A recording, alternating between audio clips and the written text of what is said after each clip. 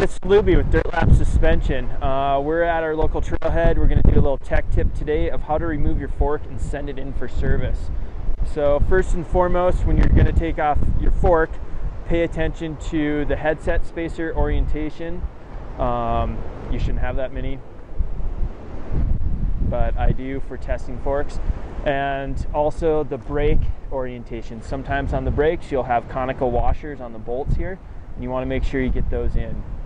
And note the cable routing. So when I remove a fork, I like to start from the bottom and work my way up to the top. And best way to do that is just first remove the wheel.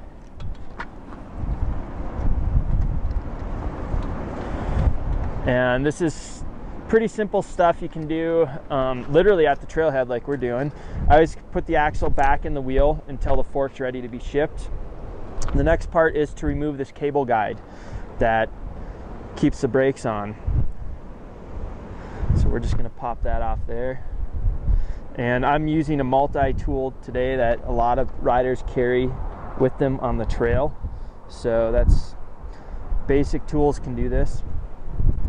And for now we're going to set all our parts on our tire for right now, since we don't have a good work area. Set that there. The next step is to go down to the brakes and remove that. And luckily with the Shimano brakes, it's just 2 bolts. Usually it's a 5mm Allen. You can loosen those. Some brakes will have adapters on them, others won't. Like take my bike for example.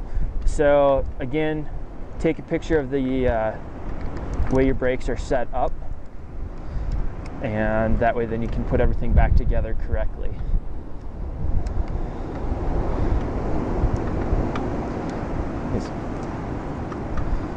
These ones they do have a little bit of Loctite on the bolts, so they might come out a little bit stiff. Other thing to note is some brake bolts are longer than the shorter ones, so make sure you know which one came out where on here. So from there, we're going to move up to the top and loosen the stem bolts. Stem bolts are the 2 bolts right here. They're usually a 4 or 5mm bolt. Sometimes they're Torx. And let's break these free. And your handlebars should move loosely. So the last step in this is to take off the top cap. And this bolt here holds everything together. So you're going to want to put your hand under the fork and hold the fork up. Remove this bolt, it comes out pretty easily. Again, make sure you know where the spacers are. And if you have any spacers on top of your stem, I usually keep them in a stack and set on my workbench. Pull the stem off. Last 2 spacers, and if you pull down a little bit, it breaks free the dust cover for the headset. I pull all these off at once. Drop the fork out.